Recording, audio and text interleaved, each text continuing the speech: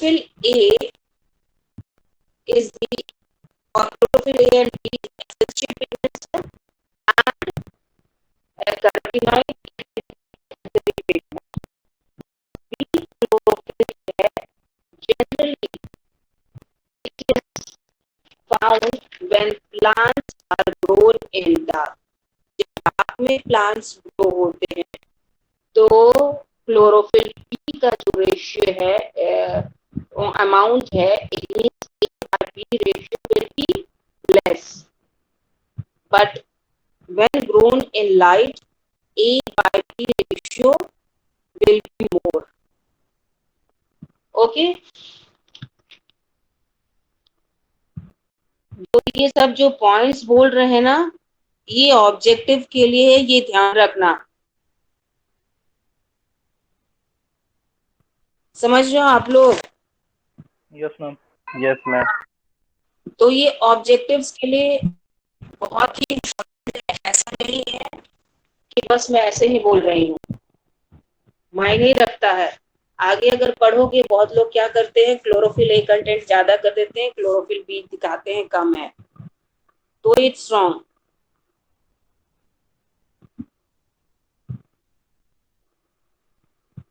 ठीक है, तो जो दो पिगमेंट सिस्टम्स हैं, पिगमेंट सिस्टम्स 1 एंड 2, दोनों में डिफरेंस क्या है उनकी कंपोजिशन में। पहले आप लोग नोट कर लो, मैं सिर्फ बोलूंगी, ठीक है। पिगमेंट सिस्टम 1 या फोटो सिस्टम 1, पिगमेंट सिस्टम 1 में और 2 में दोनों में 200 क्लोरोफिल मॉलिक्यूल्स होते हैं, ठीक है। Chlorophyll a and b both, but the difference is that in pigment system 1 chlorophyll a का एक मॉलिक्यूल स्पेशल जो होगा that will absorb light near 700 nanometers, but in pigment system 2 chlorophyll A will absorb light of 680 nanometer. It means it will have reaction center in which the chlorophyll A molecule will absorb light of 680 nanometer.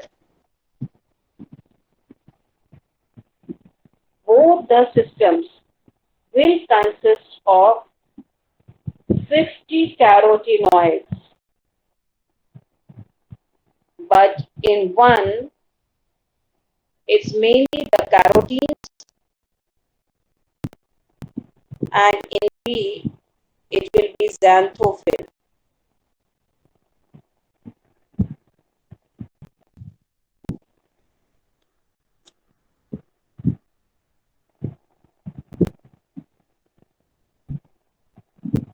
Okay, then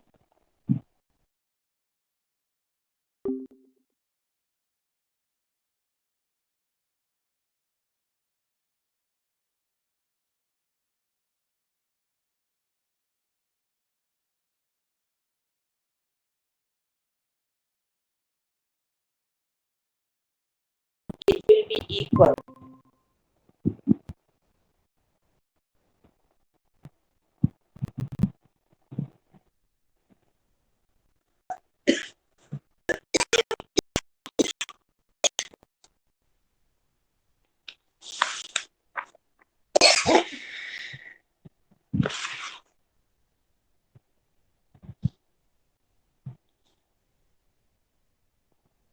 Okay,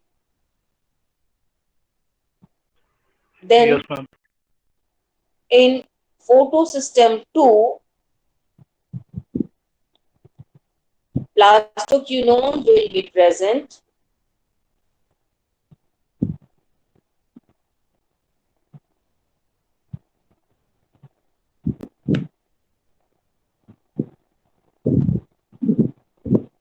whereas it is absent in 1.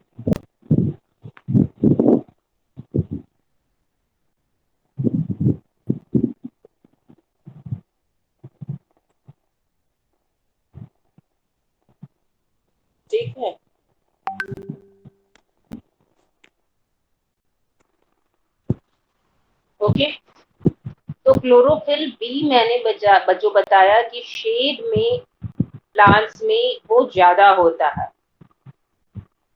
Means A by B ratio will be high. Okay. Now, what is the function of chlorophyll B? One more thing is that it will boost the capacity to absorb light. जो light energy है accessory pigments में fall कर रहा है,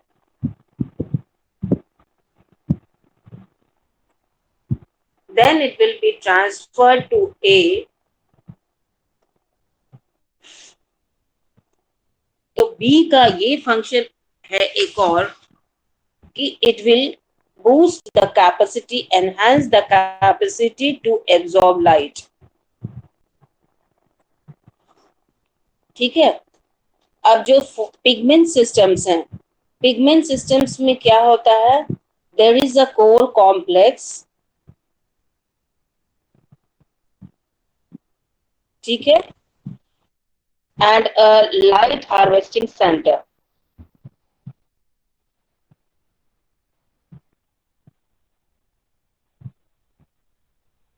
ठीक है, this is light harvesting centre and नीचे में जो है कोर, एक जो ये बड़ा वाला गोल है वो कोर कॉम्प्लेक्स है. ठीक है, तो पिगमेंट सिस्टम 1 में ये होगा core complex 1, light harvesting centre 1, and 2 में क्या होगा core complex 2 and light harvesting centre 2.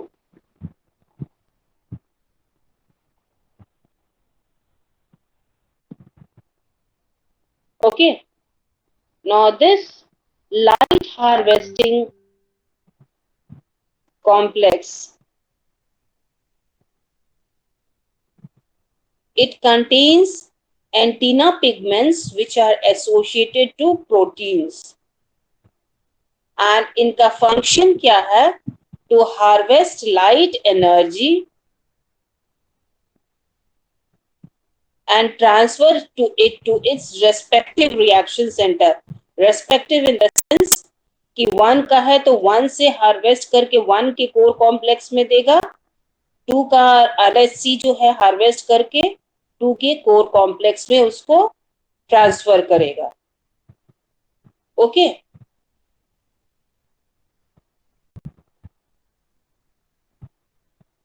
Now this core complex,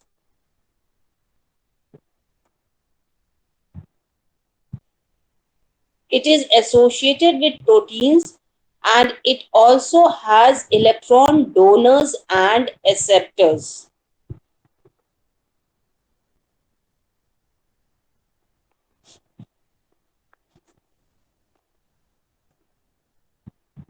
ठीक है, तो ये जो फोटो सिस्टम 1 है चाहे 2 है, जो भी है, ये दोनों जो है, शायद मैंने बताया है पहले कि दोनों स्पेशली सेपरेटेड होते हैं थाइलेकॉइड मेम्ब्रेन में. फोटो सिस्टम 2 जो है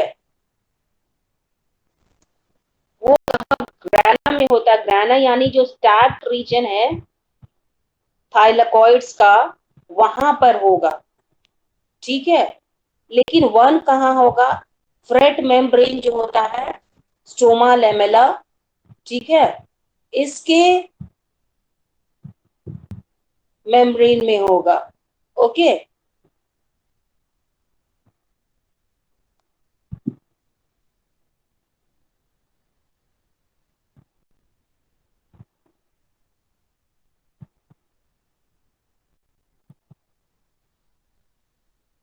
okay,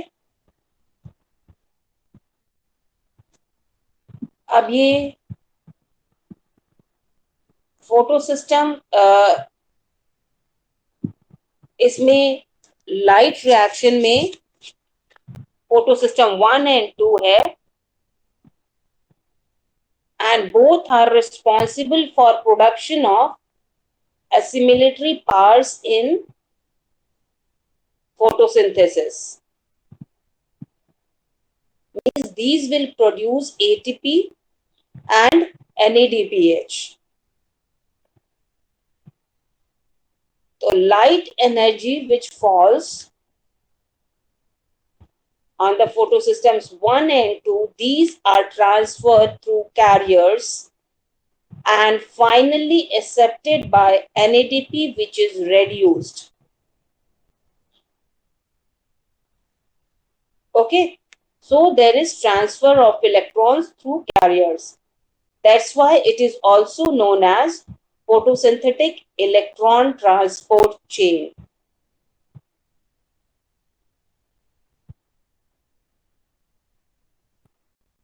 It is also known as photophosphorylation because photo means light, phosphorylation, or this phosphorylation of ADP, it takes place in the presence of light. जो ADP से ATP बन रहा है, it takes place in the presence of light. So these are of two types. One is non-cyclic and the other is cyclic. First, we'll be dealing with non-cyclic. Non-cyclic का मैंने share किया है आप लोग के ग्रुप में, वो photo देख लो.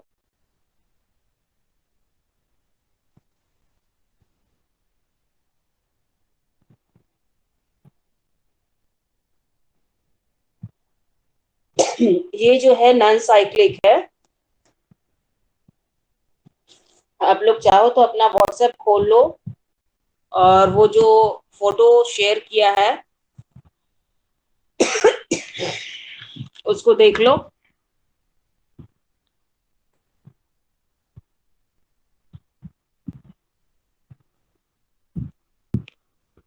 This one.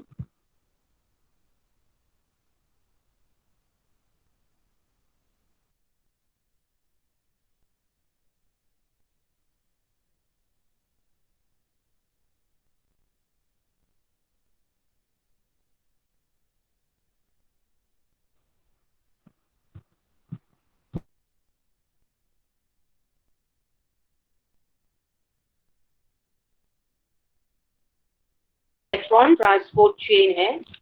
ये जो इलेक्ट्रॉन का ट्रांसफर हो रहा है, you can see this, it is in the form of Z.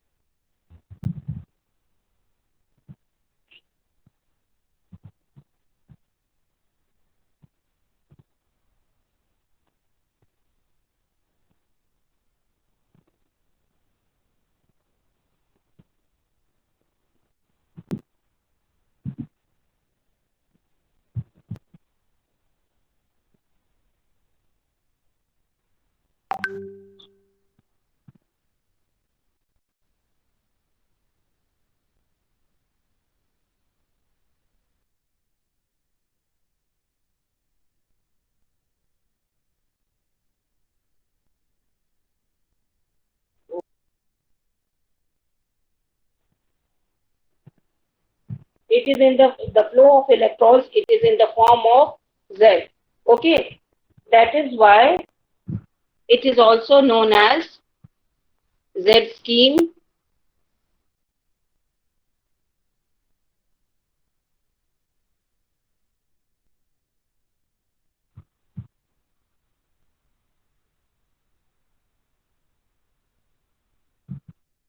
Okay.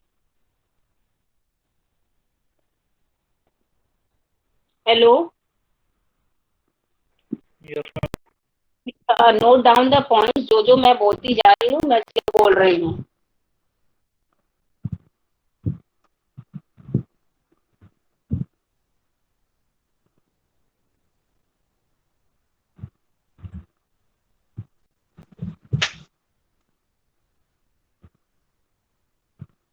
Okay, so I have written here, everywhere I have written 2 electrons. ये यहाँ पर देख लो, ये जो है सभी जगह देखोगे आप लोग 2-2 इलेक्ट्रॉन लिखा हुआ है.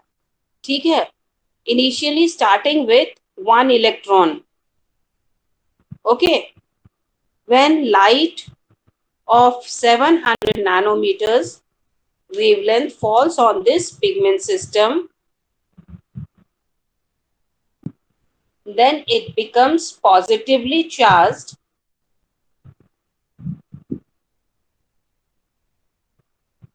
ठीक है, the electrons are ejected and it is accepted by the FRS, pyridoxine reducing substances.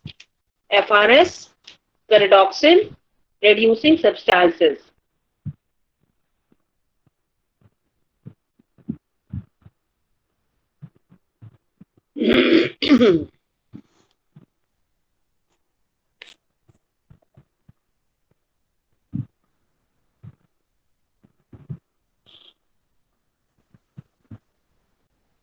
And from there it is transferred to NADP,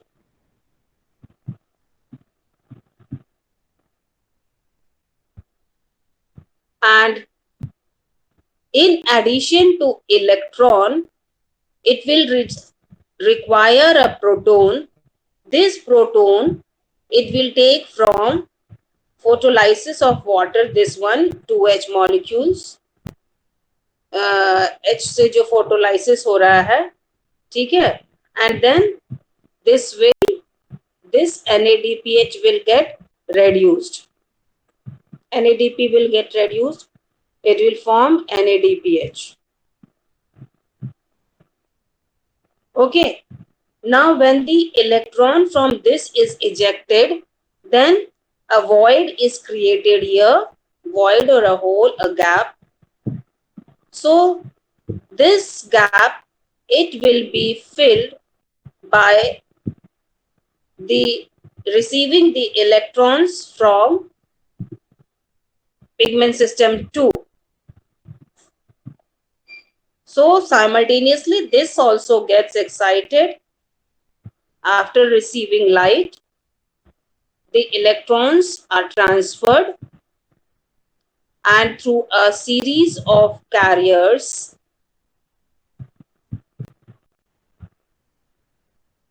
plastoquinone, first electron carrier accepted is here, it is in pigment system 2 is pheophytin, this one. ठीक है, then plastoquinone, then cytochrome B6, then F, then PC, plastocyanine, and finally photosystem 1. Okay.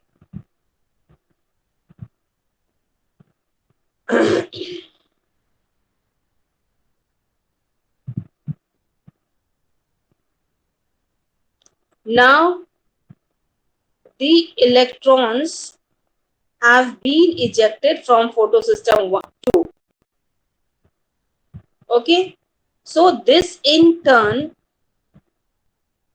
will require electron to fill its hole. So there is photolysis of water, H2O यहाँ पर दिख रहा है, and when there is photolysis of one molecule of water, it will release 2 protons, 2 electrons, and half molecule of oxygen.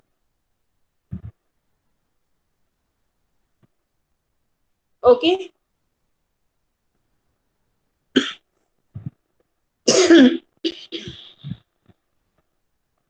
So the electron, it will be transferred to pigment system 2. On photolysis of water, there is release of 2 electrons. And I was talking initially, I started with only 1 electron. Okay. Now how to it is, I'll tell in few minutes. So that those 2 electrons, they will be received by pigment system 2.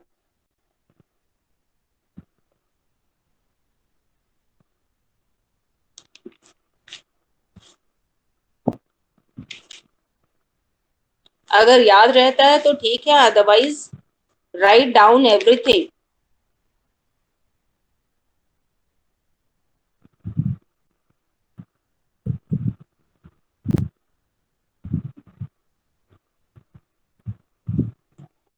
ठीक है. अब ये दो electron जो इस figure में लिखा हुआ है, ये क्यों है? ये जो है for the reduction of one molecule of NADP, it requires two electrons and two protons.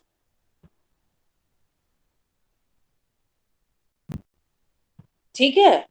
For the reduction of one molecule of NADP, it requires two electrons and two protons.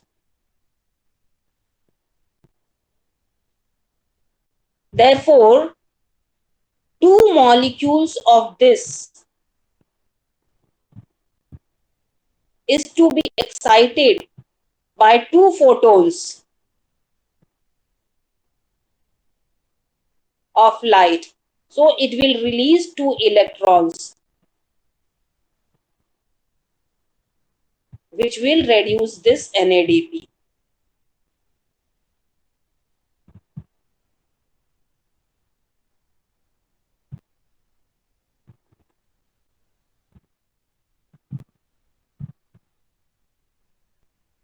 Now to fill the two voids, two holes of PS1, again it will require two electrons.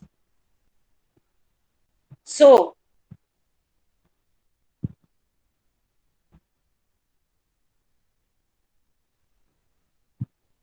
this pigment system 2, again it will be excited twice to release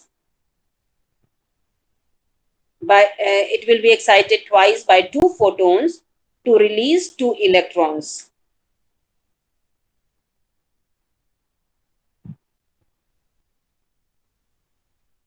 which will fill the void of PS1.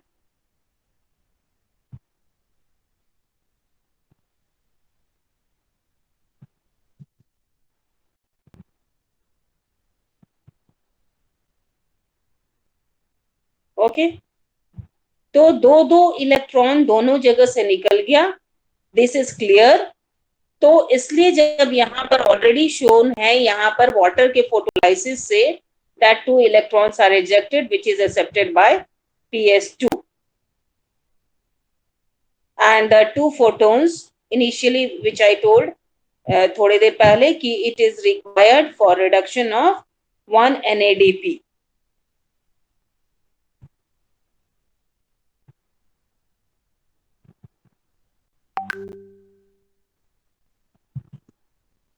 So now you can see here, for reduction of one molecule of NADP,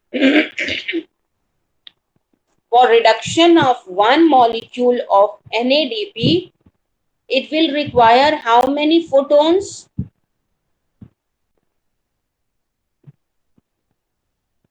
Reduction of one molecule of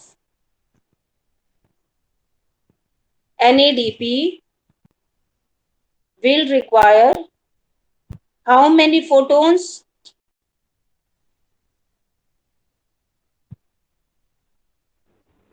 Two photons. Four photons.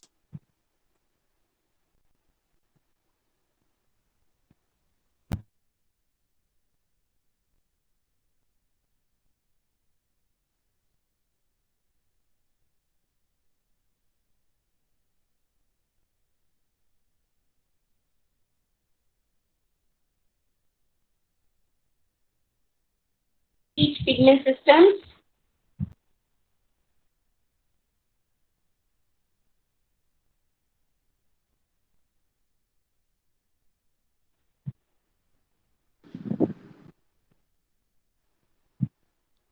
Okay up to here? लिखते जाना। Excuse me ma'am.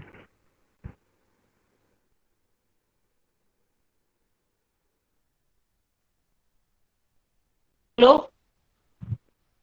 Ma'am, the potentials you have mentioned there, are they oxidation potential or reduction potential? क्या है बोलो, excuse me तो बोलो। क्या क्या क्या फिर से बोलो, नहीं सुनाई दी। मैम जो आपने वहाँ पोटेंशियल मेंशन करके रखा है ना, वो ऑक्सीडेशन पोटेंशियल है या अभी बता रिडक्शन रहे हैं, अभी नहीं पोटेंशियल बता रहे ना, पोटेंशियल पे आई कहाँ है अभी? है? ओके मैम, मेरे को लगा हो गया। पोटेंशियल कहाँ? देर से ज्वाइन किए हो क्या?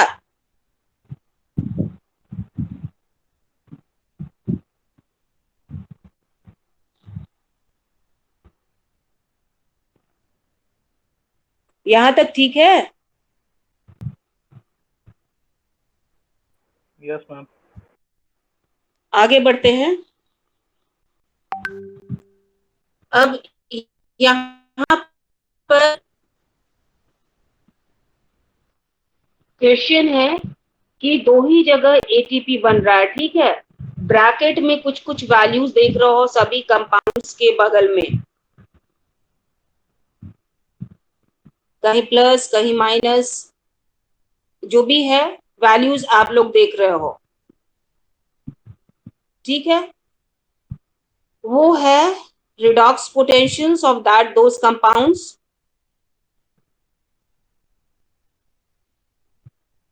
तो कोई भी कंपाउंड जो कि ऑक्सीडाइज या रेड्यूस हो सकता है, which is capable of being oxidised and reduced, it will form a redox systems, ठीक है। तो it will have certain redox potential and the redox potentials have been mentioned in brackets near the compounds, okay।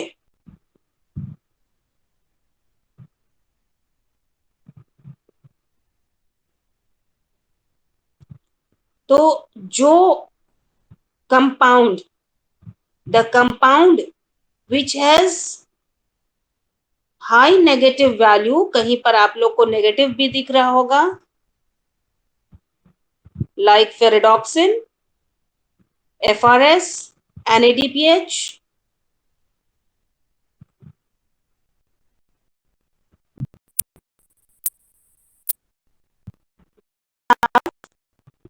high electron pressures, therefore they act as electron donors।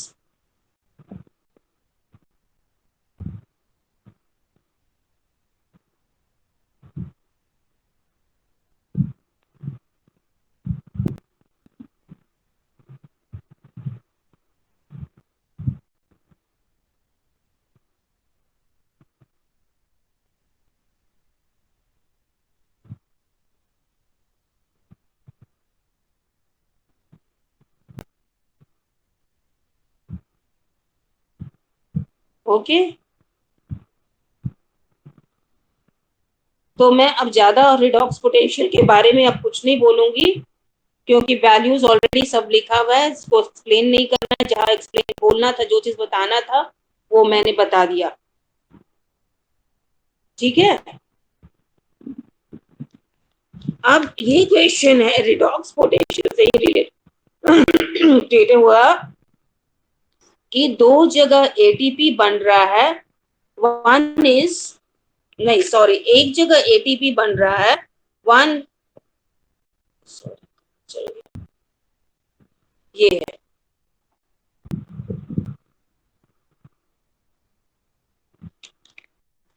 why is it that सिर्फ यहीं पर ATP बन रहा है?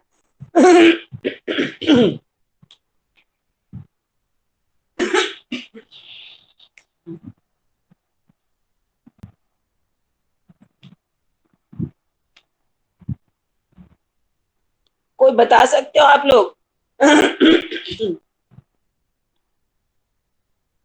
Why ATP is formed only between cytochrome B6 and cytochrome F?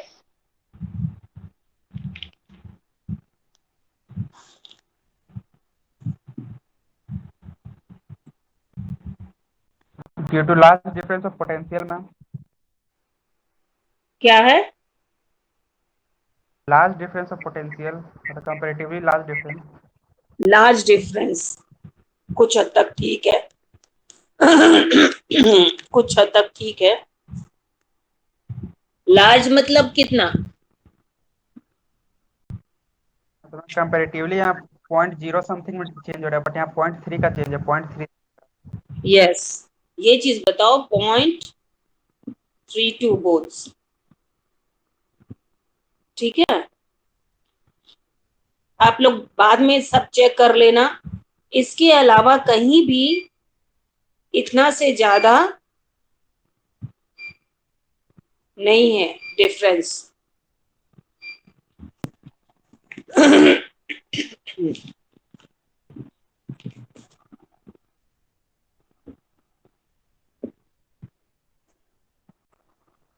Okay, up to here.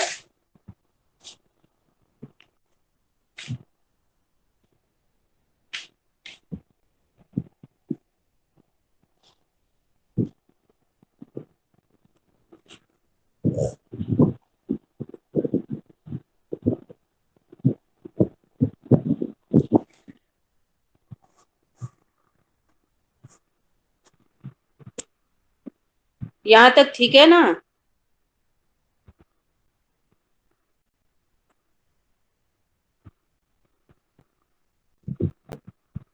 अब यहां पर आओ। ये फोटोलाइसिस ऑफ वाटर, यहाँ पर मैंगनीज लिखा हुआ है and one more I haven't written. यहाँ पर क्लोरीन भी होगा which is required for photolysis of water.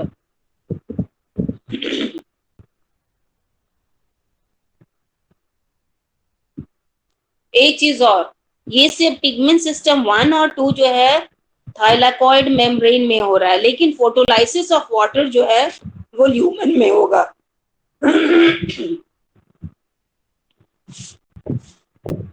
ठीक है।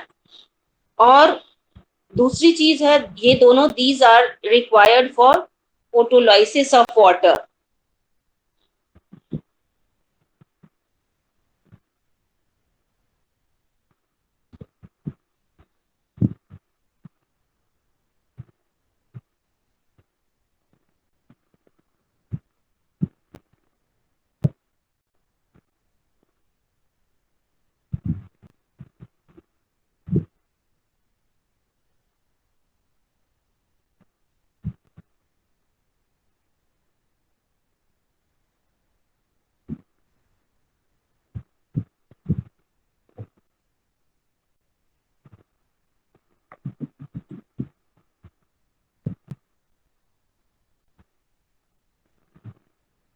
ठीक है, यहां तक नोट कर लिए। नेक्स्ट थिंग, यहां पर Z लिखा हुआ है। Z क्या है? It is tyrosine residue of an amino acid. और यहाँ जो इलेक्ट्रॉन्स जो ट्रांसफर हो रहा है वाटर से, it requires a strong oxidant. तो so this electron will be first accepted by this Z and then finally by PS2.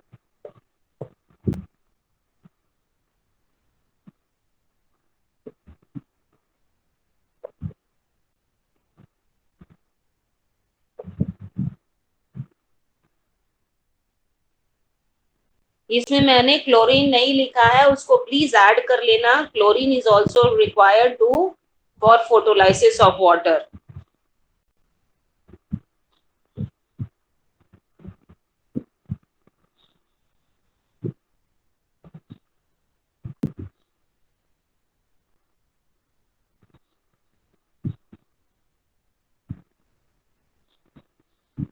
यहां तक क्लियर है? Yes, ma'am. तो ये है साइक्लिक फोटोफॉस्फोराइलेशन। तो हम लोग देखते हैं कि साइक्लिक फोटोफॉस्फोराइलेशन में क्या बन रहा है। एटीपी और एनएडीपीएस दोनों, ठीक है। 1 एटीपी एंड 1 एनएडीपीएच। अब दूसरा जो है ये नॉन साइक्लिक का साइक्लिक फोटोफॉस्फोराइलेशन। साइक्लिक फोटोफॉस्फोराइलेशन में सिर्फ पिगमेंट सिस्टम 1 रहेगा, ठीक है। ये क्या होगा, एफआरएस के बाद फेरेडॉक्सिन जो राइट साइड टर्न हो गया, ये लेफ्ट साइड टर्न करके हम लोग यहाँ B6 कहाँ है, यहाँ पर आ जाते हैं।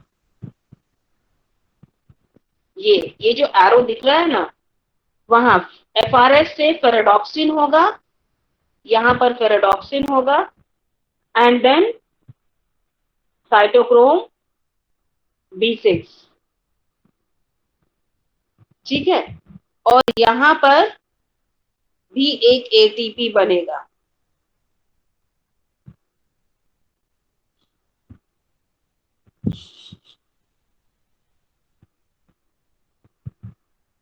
ओके,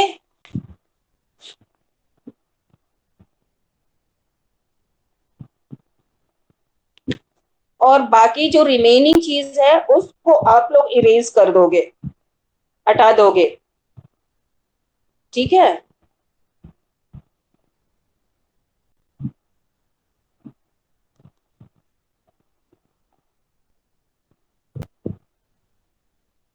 B6 के पास जाएगा, थोड़ा एरो गलत हो गया, ये रेड से जो मार्क किया है मैंने वो सब हटा दो, ठीक है। एरो जो है थोड़ा सा गलत हो गया, ग्रीन वाला एफआरएस से B6 पे जाएगा, B6 के नीचे हो गया है, से हिल क्या स्क्रीन लगता है।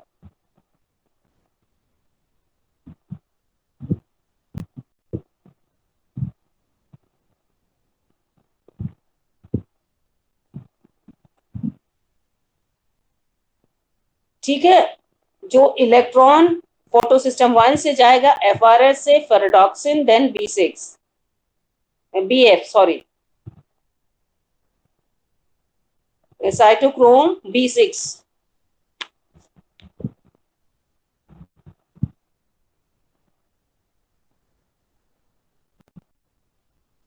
और फेरेडॉक्सिन और साइटोक्रोम B6 के बीच में एक एटीपी होगा। दूसरा चेंज है कि ओनली 1 फोटोन,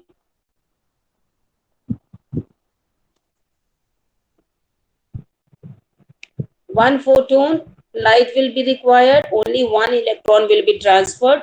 यहाँ NADP का रिडक्शन नहीं चाहिए, 2 इलेक्ट्रॉन 2 प्रोटॉन नहीं चाहिए, ठीक है। इसीलिए सिर्फ यहाँ पर जहां जहां 2 इलेक्ट्रॉन्स लिखे हैं उसको सबको 1 कर दो।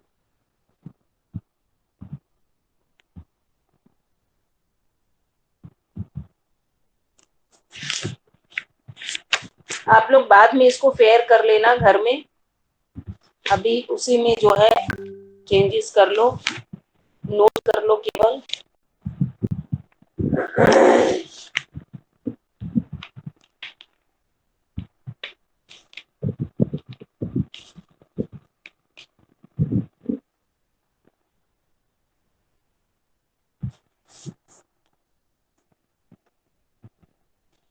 ठीक है यहाँ तक।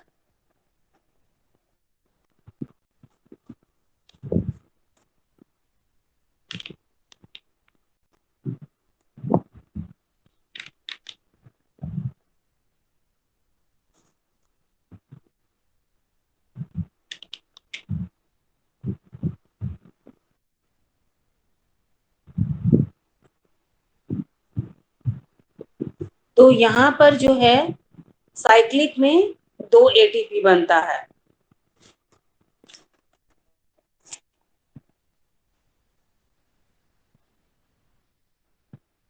नॉन साइक्लिक में 1 ATP and 1 NADPH।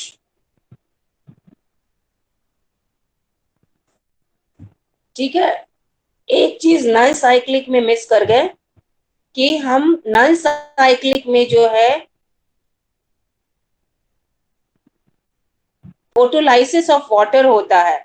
Why is it that photolysis of water occurs only in non-cyclic photophosphorylation?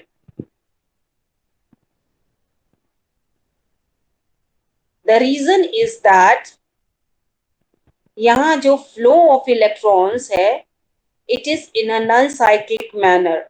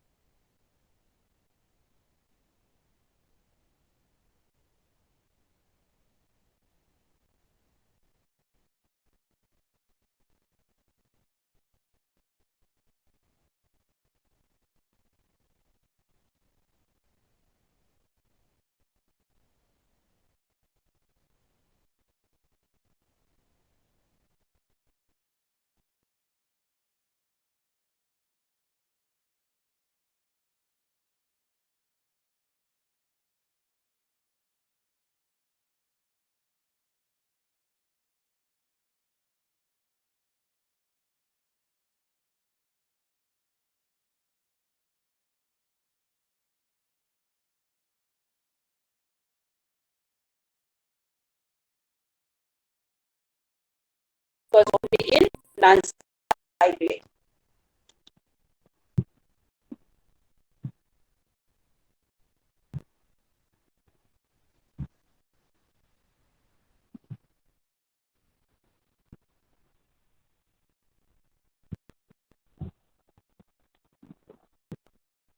अब ये जो है cyclic and non cyclic photophosphorylation,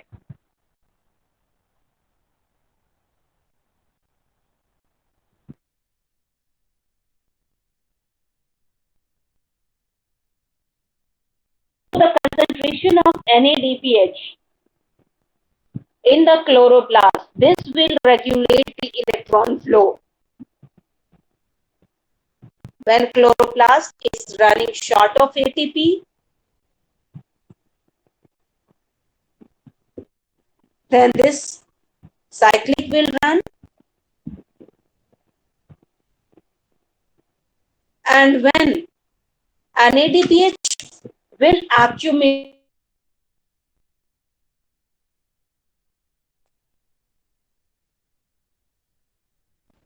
non-cyclic.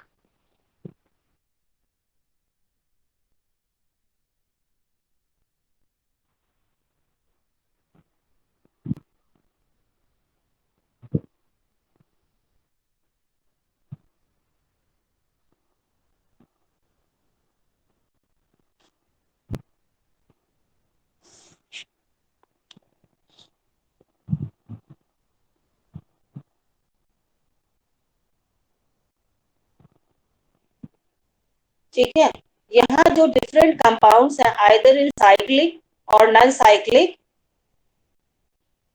Non cyclic में लेंगे तो सारे कंपाउंड्स आ जाएंगे, वो सभी सब साइक्लिक में भी हैं।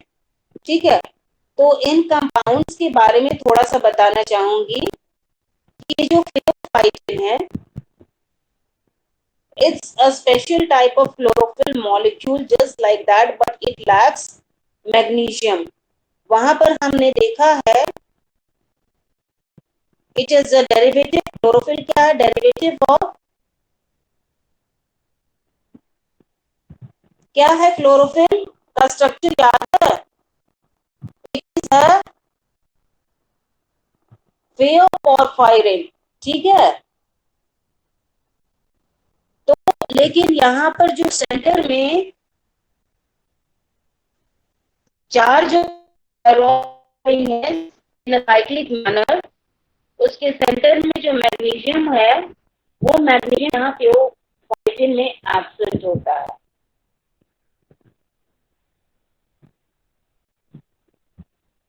प्लास्टोसाइनिन में कॉपर प्रेजेंट होता है, कॉपर कंटेनिंग प्रोटीन है।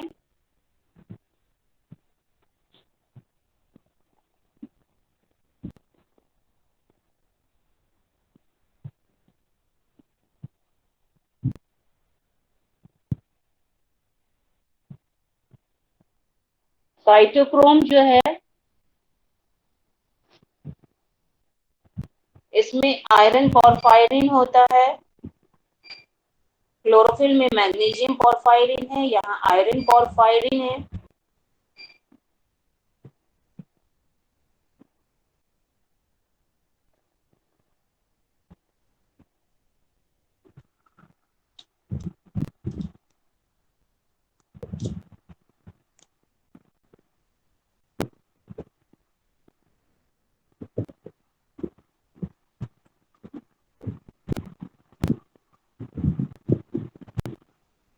तो ये जो साइक्लिक फोटोफॉस्फोराइलेशन है, it's very important for ATP synthesis.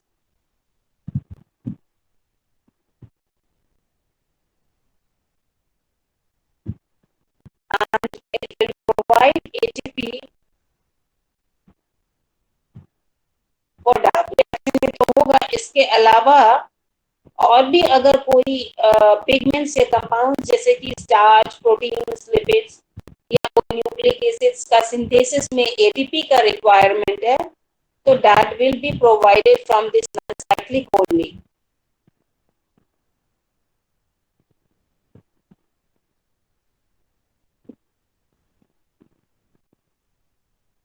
ठीक है, तो यहाँ पर हम ATP कैसे बन रहा है वो हम लोग बाद में देखेंगे। उसको ADP से ATP कैसे बन रहा है रेस्पिरेशन के बाद एक ही साथ देख लेंगे।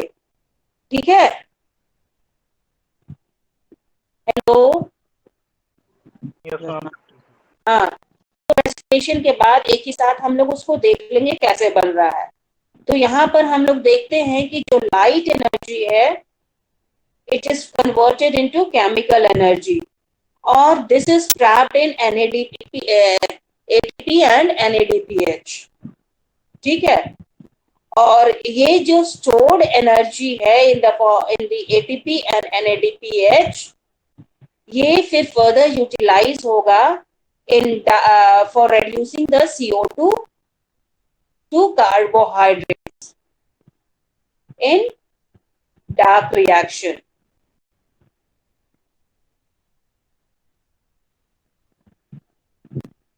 Okay, up to here. तो हम लोग Excuse आगे me. बढ़ते हैं। हाँ, Ma'am, can we say that photolysis of water prevent the photooxidation of PA second by giving electron to the PA second? Photo oxidation को नहीं बचाता है। इट विल Z जो है वो इलेक्ट्रॉन वहां से एक्सेप्ट करके, उसको स्ट्रॉन्ग एक्सीडेंट चाहिए तो वो इलेक्ट्रॉन एक्सेप्ट करेगा। लेकिन आपने जो कहा फोटो ऑक्सीडेशन से बचाता है, photolysis of water, I will not से फोटो ऑक्सीडेशन से, फोटो डैमेज से बचाता है एसेसरी पिगमेंट्स। ठीक है, क्योंकि जो पिगमेंट सिस्टम्स हैं 1 and 2 है, दोनों में आपने उसका कंपोजिशन पढ़ लिया है। कोर सेंटर होता है, लाइट हार्वेस्टिंग सेंटर होता है, और लाइट हार्वेस्टिंग सेंटर जो होता है बेसिकली वहां पर जो होता है कैरोटिनॉइड्स होता है। ठीक है, फोटो सिस्टम 1 में जो होता है वो होता है बीटा कैरोटीन, एंड 2 में ज़ैंथोफिल्स होता है, और उसी का मेन रोल है फोटो ऑक्सीडेशन से बचाना, वाटर का नहीं। I haven't read this thing कि वाटर का कोई रोल है फोटो ऑक्सीडेशन में। कहीं पे पढ़ा है आपने तो मुझे बता दो वो रेफरेंस। मैम वो 12th में एलन के टीचर ने बताया था ऐसा कुछ होता है। नहीं, आई हैवंट, नहीं, I haven't read this thing. किसी भी बुक में ऐसा नहीं पढ़ा है। इट्स मेन फोटो डैमेज से बचाता है एसेसरी पिगमेंट्स, ये हमेशा याद रखना। ठीक है, तो प्राइमरी फोटोकेमिकल रिएक्शन में जो कहते हैं कि इलेक्ट्रॉन जो ट्रांसफर हो रहा है टू दिस, फाइनली एक्सेप्टेड होता है क्लोरोफिल ए से होता है। पहले एसेसरी पिगमेंट्स एक्सेप्ट करेंगे, फिर वो ए को ट्रांसफर करेंगे, और ये जो एसेसरी पिगमेंट्स एक्सेप्ट कर रहे हैं लाइट एनर्जी, उसकी कैपेसिटी को बूस्ट करता है क्लोरोफिल बी। इसीलिए मैंने बताया कि क्लोरोफिल भी जो है लाइट शेड गोइंग प्लांट्स में ज्यादा होगा, ठीक है। वो ज्यादा रहेगा तभी तो वो और थोड़ा जो भी लाइट आ रहा है उसको कोशिश करेगा कि ज्यादा हार्वेस्ट करे, ठीक है। Okay. मुझे जो पता है बुक में जो मैंने पढ़ा है, आप तेज एंड जिगर की बुक अगर ऑनलाइन भी मिल रहा है आप लोग देख सकते हो, डाउनलोड कर सकते हो, ठीक है। फ्री ऑफ कॉस्ट भी देखो, डाउनलोड कर लो कोई भी। अभी तो 6th एडिशन आ चुका है, 5th तक का उसका ऑनलाइन दिख रहा है मुझे, मैंने डाउनलोड भी किया है, तो आप उसमें देखना, बहुत अच्छे से दिया है वो। वीके जैन एंड पांडेन सिन्हा में तो है ही, लेकिन उतना अच्छा से वो चीज नहीं दिया है जितना कि वहां दिया है, ठीक है। लैंग्वेज भी सिंपल है, मैं सेलिसबरी एंड रॉस का भी नहीं कहूंगी, उसकी लैंग्वेज बहुत टफ है जो कि मुझे नहीं लगता है कि समझ में आएगा, मुझे भी नहीं समझ में आता है इनफैक्ट बहुत अच्छे से, ठीक है। तो बहुत क्लियरली वहां पर दिया हुआ है। ओके, अब टू हियर तो हम आगे बढ़ेंगे। लाइट रिएक्शन यहाँ पर कंप्लीट है, आई डोंट थिंक कि कोई पॉइंट मैंने छोड़ा है। छूटा होगा तो कभी तो बोलना, तो फिर मैं उसको देख के बताऊंगी। नेक्स्ट हम लोग आते हैं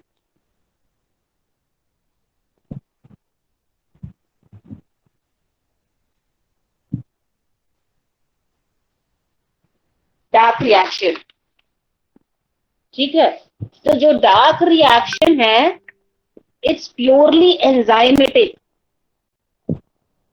ठीक है। C3 साइकिल मैंने भेजा है, C4 साइकिल के बारे में बाद में बात करेंगे। तो ये इट्स प्योरली एंजाइमेटिक, और जो प्राइमरी फोटोकेमिकल रिएक्शन है यानी कि लाइट रिएक्शन जो है उससे बहुत ही स्लो है। Light reaction is faster as compare to this dark reaction.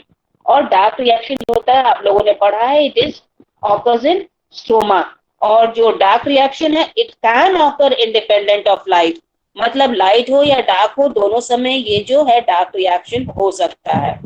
और जैसा अभी जस्ट बता दिए हैं कि जो लाइट रिएक्शन में जो एसिमिलेटरी पावर्स बन रहे हैं एटीपी एंड एनएडीपीएच, ये दोनों यूज करके डार्क में CO2 को रिड्यूस करेंगे।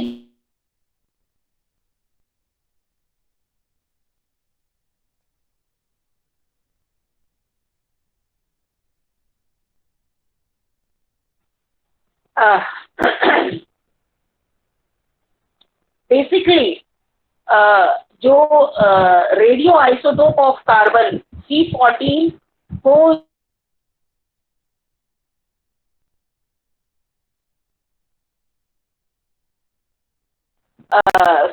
डार्क रिएक्शन का जो साइकिल है उसको इन्वेस्टिगेट किया गया, ठीक है, by using the carbon isotope, radio active isotope of carbon.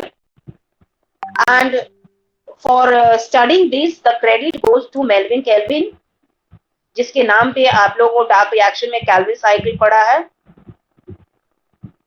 ठीक है। एंड ये कैल्विन मेल्विन कैल्विन जो है ये 1961 में he got the Nobel Prize.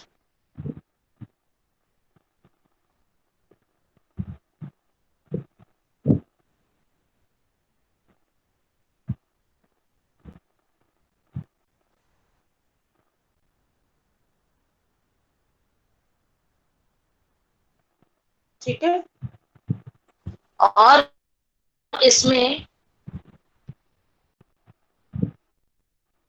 दो और लोगों ने इनके वर्कर्स रहे हैं, बेंसन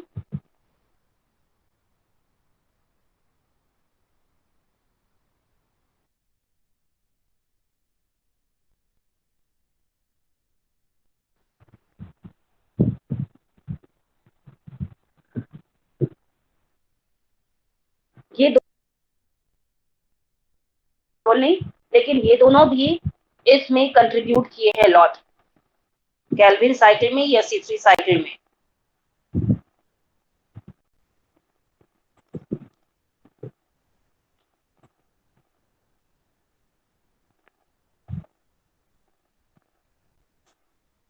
मैंने एक पॉइंट उधर छोड़ दिया है।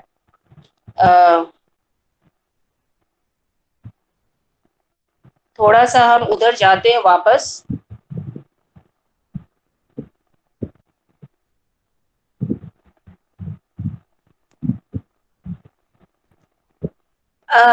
बहुत सारे हर्बिसाइड्स जब डालते हो, आपने कभी देखा है हर्बिसाइड्स डालने से क्या होता है? प्लांट्स जो हैं धीरे धीरे they are killed. Do you know the reason behind this? इनके जो मोड ऑफ हर्बिसाइड एक्शन है, there are 12 different modes. One of them is to check the photosynthesis. जो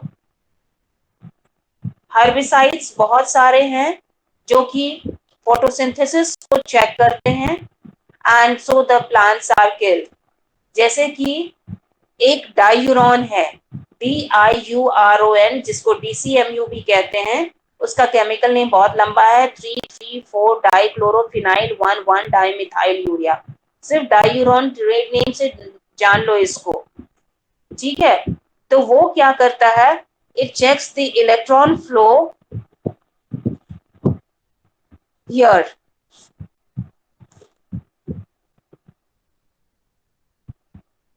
सॉरी, नॉट हियर, यहाँ पर फियोफाइटिन से प्लास्टोक्यूनोन। जो diuron है, it checks the electron flow from pheophytin to plastoquinone.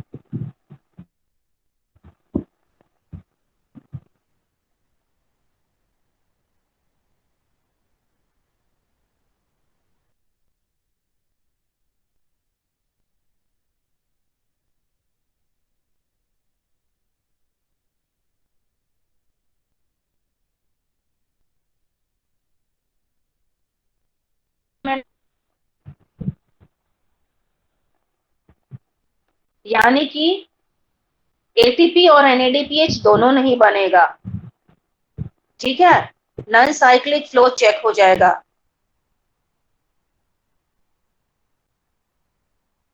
And NADPH दोनों नहीं बनेगा, तो आगे आप लोग अच्छे से बता ही सकते हो कि फिर क्या होगा। एंड दूसरा जो है, एक है जिसको पैरापॉट कहते हैं। It will check the electron flow between somewhere here to here.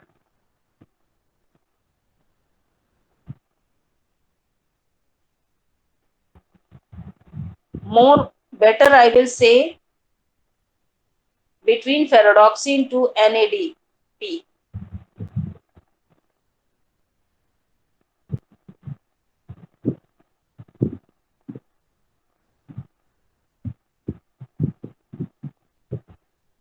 ठीक है?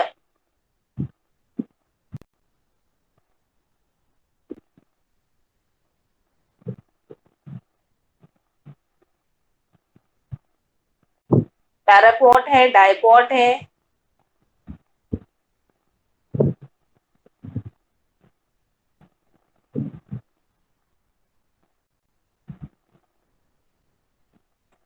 ठीक है? इलेक्ट्रॉन फ्लो को चेक करता है।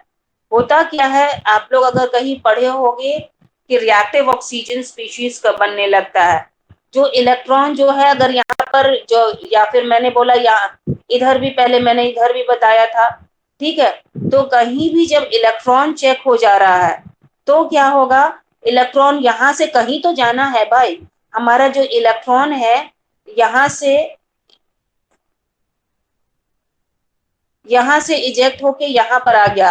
अब इसके आगे यहाँ पर नहीं बढ़ रहा है, तो यहाँ से आने के बाद कहीं तो जाएगा, कहीं और चल जाएगा, ठीक है? तो वो क्या है?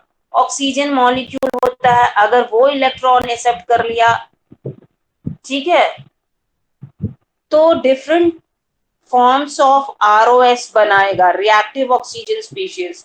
Super oxide radical, H2O2, hydroxy radicals कुछ बनाने लग जाएंगे, ठीक है? और ROS पता है क्या होता है? It's toxic, it will kill the plants. Ageing चीज है ये, ठीक है? तो ये एंटीऑक्सीडेंट्स बहुत सारे आते हैं, विटामिन सी इट्स एंटीऑक्सीडेंट, ठीक है। ह्यूमंस भी कहते हैं, हम लोग कहते हैं ना खूब विटामिन सी खाओ, कुछ एंटीऑक्सीडेंट फ्रूट्स में, वेजिटेबल्स में, ग्रीन फ्रूट्स वेजिटेबल्स में बहुत रहते हैं।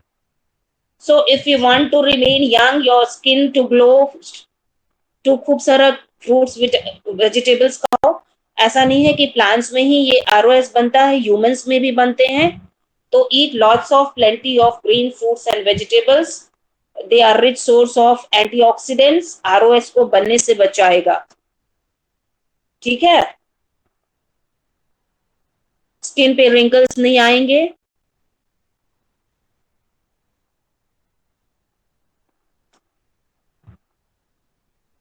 तो मतलब हमने देखा कि जितने भी बहुत सारे जो अभी जो 3-4 मैंने बताया हर्बिसाइड्स, बेसिकली क्या है वो इलेक्ट्रॉन ट्रांसफर को चेक कर रहे हैं, फोटोसिंथेसिस, ठीक है। यानी कि नॉन साइक्लिक फोटोफॉस्फोराइलेशन ही बेसिकली है। तो एटीपी एंड एनएडीपीएच जो है दोनों नहीं बन रहा है, ठीक है।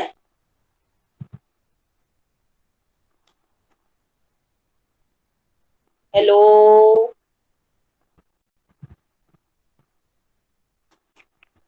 Hello, Yes, ma'am. हाँ, एकदम चुप हो जाओगे तो मुझे लगेगा कि सो रहे हो, नो मैम। क्योंकि ऐसे भी ये लास्ट क्लास है तो लोगों को नींद भी बहुत आएगी, और ऐसे भी फिजियोलॉजी सबको बहुत बोरिंग लगता है, पढ़ने का भी नहीं मन होता है, जबरदस्ती किसी तरह पास करने के लिए लोग पढ़ते हैं। सोना मत, थोड़ी देर और है।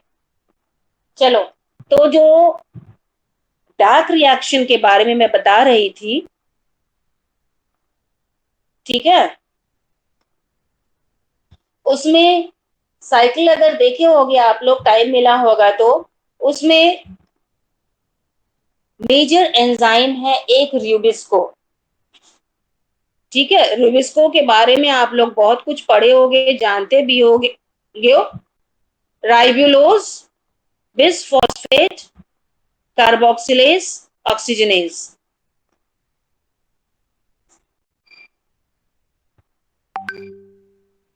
ठीक है।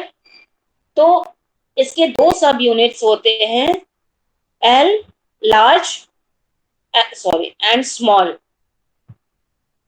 और दोनों के 8 यूनिट्स होते हैं। जो लार्ज पॉलीपेप्टाइड है उसका भी 8 यूनिट होगा, स्मॉल पॉलीपेप्टाइड है उसका भी स्मॉल यूनिट 8 यूनिट्स होगा। ये लार्ज पॉलीपेप्टाइड जो है ये क्लोरोप्लास्ट में होगा प्रेजेंट, लेकिन स्मॉल जो है न्यूक्लियस में प्रेजेंट होगा, ठीक है। और दोनों जब ये आइसोलेटेड अलग अलग होते हैं, then they are not active. Only when they combine, it will become an active form. तो इन दोनों को यूनाइट करने के लिए शेप्रोनिन्स होते हैं, शेप्रॉन्स, CHAPERONINS, शेप्रोनिन्स। That protein, it helps to give the right configuration to this enzyme, ठीक है। शेप्रोनिन्स इन दोनों को यूनाइट करता है,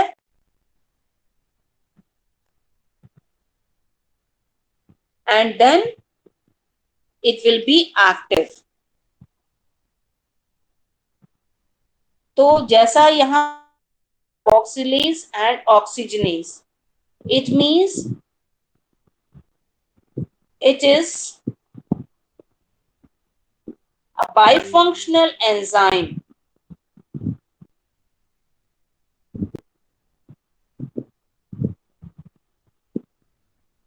ठीक है।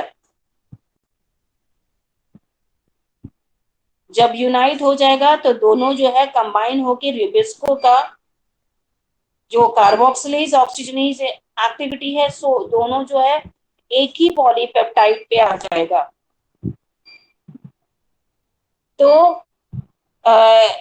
इसकी बाइफंक्शनल प्रॉपर्टी पहला जो है हम लोग अभी पढ़ेंगे बस, सॉरी, RuBP प्लस CO2, इसकी कार्बोक्सिलेज एक्टिविटी होगी RuBP की, और ये क्या बनाएगा, 2 मॉलिक्यूल्स ऑफ 3-फॉस्फोग्लिसरिक एसिड।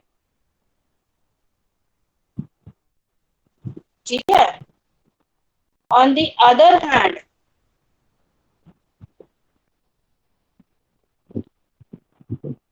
ये जो ऑक्सीजनेज एक्टिविटी होगा,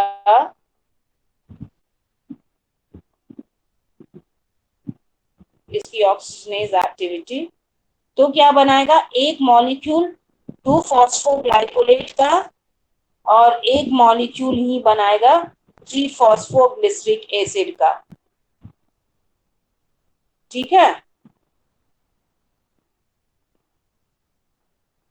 अब यहाँ पर एक ही मॉलिक्यूल 3-फॉस्फोग्लिसरिक एसिड का बन रहा है। हम अभी तुरंत देखेंगे कि जब कार्बोक्सिलेज एक्टिविटी होता है तो ये 3-फॉस्फोग्लिसरिक एसिड से कैसे कार्बोहाइड्रेट बन रहा है, उसी से RuBP भी जनरेट हो रहा है। RuBP इतना इंपॉर्टेंट कंपाउंड है which is derived from vitamin.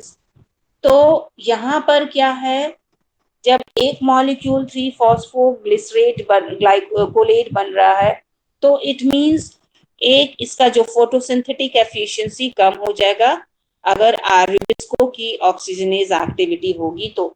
हम लोग ये फोटो रेस्पिरेशन में देखेंगे। ठीक है। तो जो ऑक्सीजनेज से है प्लांट्स जो हम देख सकते हैं एकदम 50%, एक कंपाउंड ये बना, एक कंपाउंड ये बना। ठीक है, वहां 2 कंपाउंड इसका बन रहा है, तो 50% जो है फोटोसिंथेटिक एफिशिएंसी जो है कम हो जा रहा है रुबिस्को की ऑक्सीजनेज एक्टिविटी से। ठीक है। तो ये जो एंजाइम है इसके स्ट्रक्चर के थोड़ी से बारे में बताएं, इसकी प्रॉपर्टीज के बारे में बताएंगे थोड़ा सा। ये जो फर्स्ट एंजाइम है जो कि CO2 को फिक्स करेगा एंड बहुत सारे डिफरेंट कंपाउंड्स बनेंगे, वैरायटी ऑफ डिफरेंट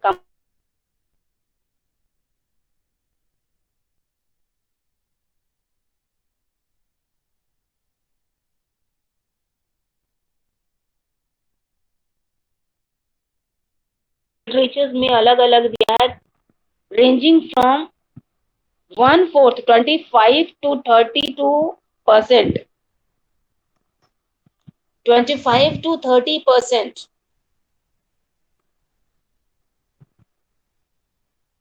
ठीक है। लीफ प्रोटीन में जो रुबिस्को का कंटेंट है 25 to 30%।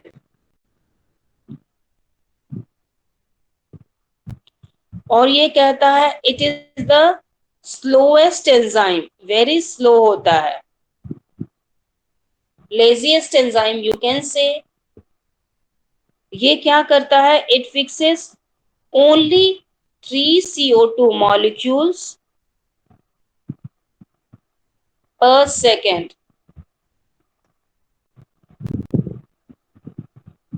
लेकिन अदर डिफरेंट एंजाइम कोई होगा, उसका सबस्ट्रेट जो भी हो रेस्पेक्टिव, यहाँ तो CO2 है, तो दूसरा जो एंजाइम है कोई भी अदर ने, it fixes 1000 molecules of that very substrate पर सेकेंड। ठीक है। ये स्लो क्यों है, क्योंकि इसकी Km वैल्यू जो है बहुत हाई है, 200 to 500 माइक्रोमोल्स। आप लोग एंजाइम काइनेटिक्स पढ़े हो क्या? Yes, ma'am. Yes, ma'am. क्या होता है मुझे थोड़ा सा समझाओगे? Yes, ma'am. Km value is the that value of concentration of reactant at which enzyme achieve its half velocity of reaction. 50%, Yes, 50% of the reaction। Sir, it is ठीक है। Vmax by 2. हाँ, Ma'am, it is Vmax by 2. Vmax by 2। Okay, velocity max by 2।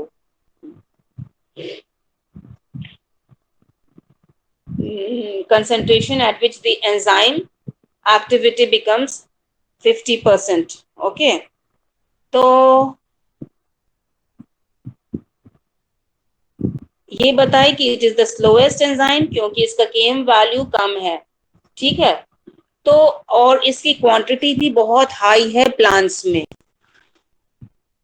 तो अगर हमको photosynthetic efficiency, उसका rate किसी में plants में बढ़ाना है तो हमको क्या करना होगा?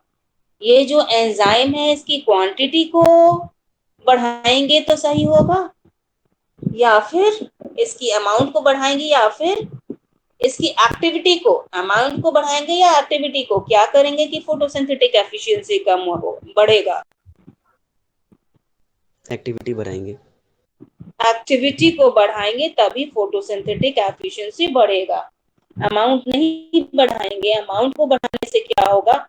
ऑलरेडी इसकी अमाउंट बहुत ज्यादा है प्लांट्स में, 25 to 30%। कहते हैं it is the most abundant protein in plants,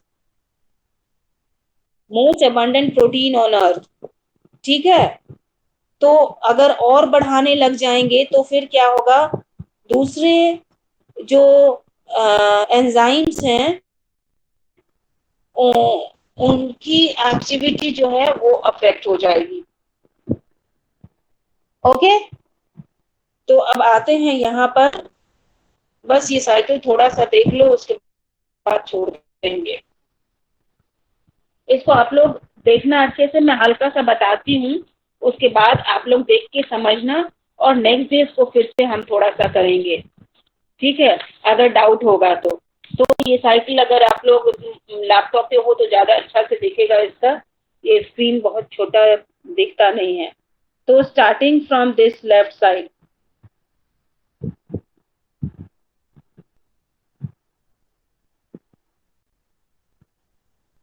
starting from here, RUBP, ठीक है, plus CO2, okay, in the presence of carboxylase activity of RUBP4, it will form 3-phosphoglycic acid,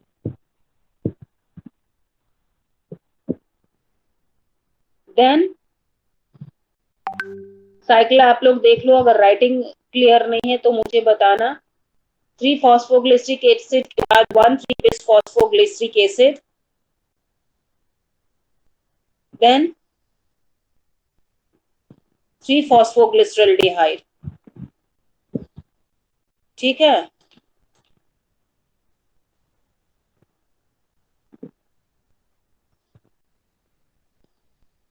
And for formation of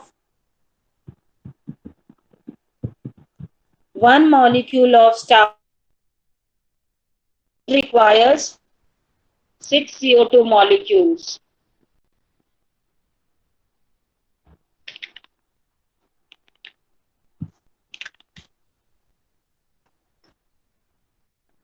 ठीक है, तो इसकी अगर हम stoichiometry देखते हैं, ये जो 6 CO2 मॉलिक्यूल्स अगर नीड होता है एक स्टार्च के बनाने के लिए, then it will require 6 RUBP also. So in proportionate, जो मैंने रेड से कलर से लिखा है, रेड कलर से ये सब जो नंबर लिखे हैं सभी जगह आगे भी लिखोगे, ठीक है, वो जो है स्टोइकियोमेट्री बता रहा है इस पूरे साइकिल का, किस मॉलिक्यूल का कितना किस कंपाउंड का कितना मॉलिक्यूल रिक्वायर्ड होगा या फॉर्म्ड होगा, ठीक है। क्या मतलब कॉम्बिनेशन प्रोपोर्शन क्या होना चाहिए कंपाउंड्स का, ठीक है। तो ये मॉलिक्यूल्स आप लोग शायद समझ जाओगे कि इसको एक्सप्लेन करना होगा तो बोलना। तो यहां से आने के बाद थोड़ा सा मैं बताऊंगी कि जो 12 मॉलिक्यूल्स ऑफ 3-phosphoglyceraldehyde बन रहा है, 10 मॉलिक्यूल्स जो है वापस इस साइकिल में यूज हो जाता है, एंड ओनली जो 2 मॉलिक्यूल्स आप लोग देख रहे हो यहाँ पर, ठीक है, वही स्टार्च बनता है, कार्बोहाइड्रेट जो बनेगा प्लांट्स में, ठीक है। और ये जो 12 में से,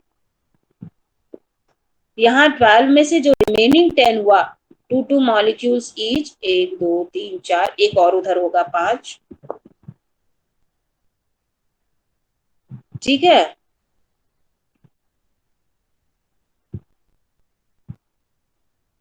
one two three four and 5 they will be required for regeneration. इसके 3 फेजेस हैं। कार्बन साइकिल को कंप्लीटली 3 फेजेस में डिवाइड करते हैं, carboxylation, reduction and regeneration. Pen से लिखा हुआ है रेड में साइकिल को, तुम लोग देख लेना अच्छे से। कार्बोक्सिलेशन, रिडक्शन एंड रीजनरेशन, ठीक है। कार्बोक्सिलेशन में क्या होता है कि जो कार्बन जो होता है, इसका CO2 का जो कार्बन है RUPP के साथ कंबाइन करके फिक्स हो जाता है, ठीक है। कार्बोक्सिलेशन हो गया। देन रिडक्शन है। रिडक्शन में क्या होता है, जो 1,3-बिसफॉस्फोग्लिसरिक एसिड है उसमें कन्वर्ट हो जाता है 1,3-बिसफॉस्फोग्लिसरॉल्डिहाइड में, यहाँ रिडक्शन हुआ। और फिर रीजनरेशन है, पूरा यहाँ से लेके वापस यहाँ तक, सॉरी यहाँ पर RUPP बन रहा है, ठीक है। तो एक चीज और यहाँ पर बता देते हैं, ये जो 3-फॉस्फोग्लिसरॉल्डिहाइड है और डाइहाइड्रोक्सी एसीटोन फॉस्फेट है, ठीक है। ये दोनों जो है, इसमें क्या होता है, कार्बन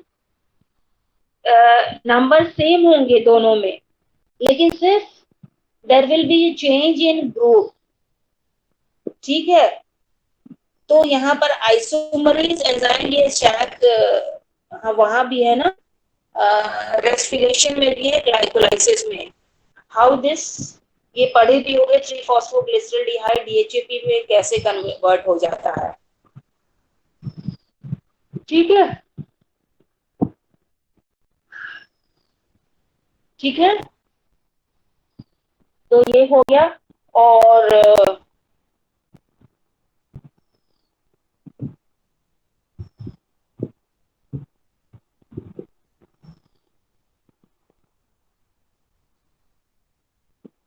हेलो,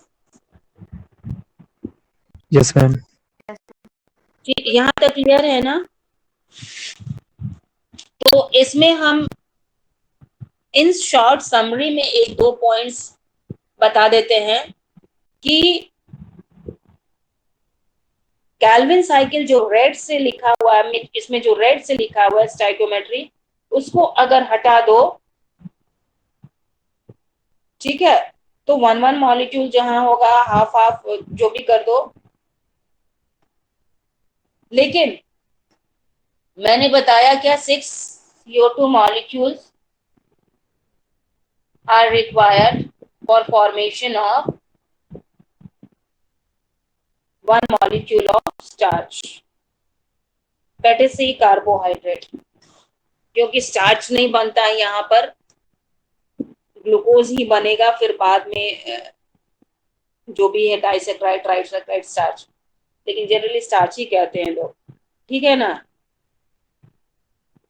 इसका मतलब 6 turns of this cycle will fix 6 CO2 molecules। इसका 6 टर्न चाहिए इस साइकिल का, तभी तो 6 CO2 मॉलिक्यूल फिक्स होगा,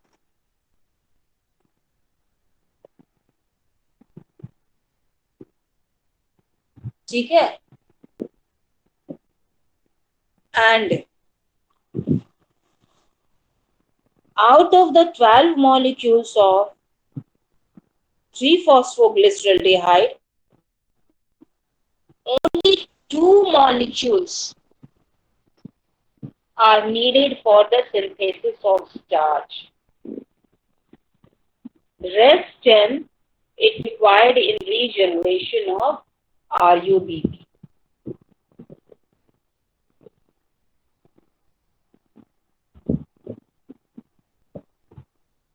तो हम देख सकते हैं कि ये जो RuBP है कितना इंपॉर्टेंट कंपाउंड है। थोड़ा भी RuBP वेस्ट गया means it's photosynthetic efficiency will go down.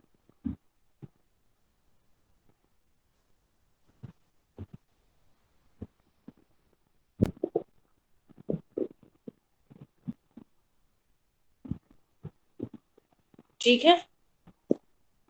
For each molecule of CO2 fix, हम 6 के लिए देख रहे हैं, यहाँ पर 12 ATP लग रहा है। ठीक है, यहाँ 12 ATP लगा और ATP कहाँ लगा? इन रीजनरेशन फेज।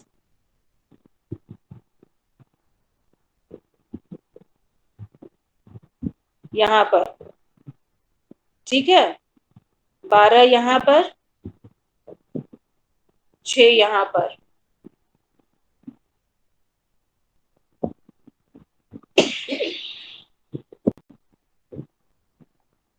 बारह ATP यहाँ, 6 ATP यहाँ, यानी कि 18 ATP is needed, 6 exclusively for regeneration।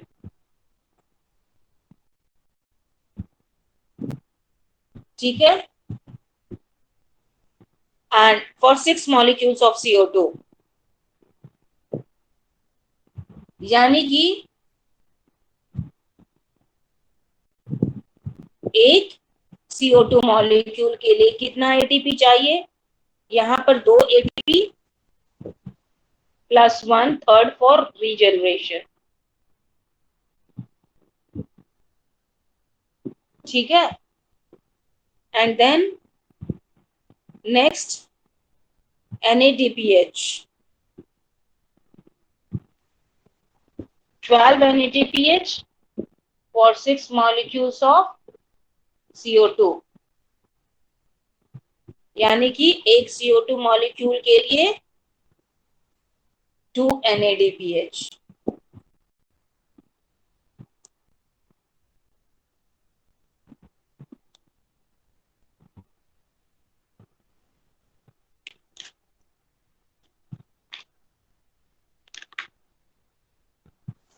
यहां तक नोट कर ली हो आप लोग? Hello, Yes, ma'am. Yes, ma'am. ठीक है। तो हमने सबसे पहले एक फर्स्ट, यहाँ पर इसको C3 साइकिल क्यों कहते हैं या कैल्विन साइकिल कहते हैं, क्योंकि कैल्विन ने खोजा C3 cycle because the first stable product of photosynthesis is a 3 carbon compound 3 phosphoglyceric acid. ठीक है, यहीं पर इसके जस्ट पहले यहाँ पर एक अनस्टेबल कंपाउंड बनता है, that is also 6 carbon compound, compound.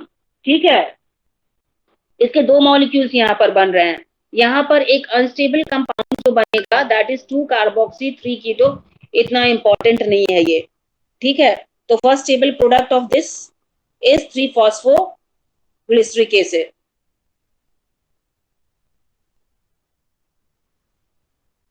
And the first enzyme here is ribisco।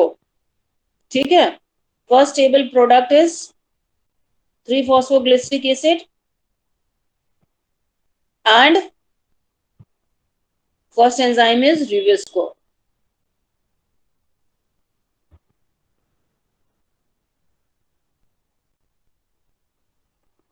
ठीक है, यहां तक?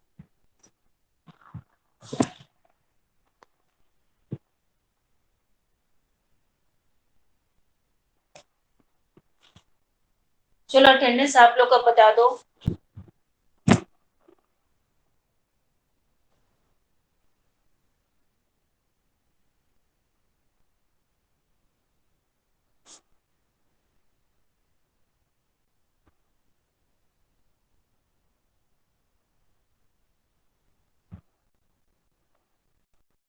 Roll number 1, 2, 3, Present, ma'am. 4,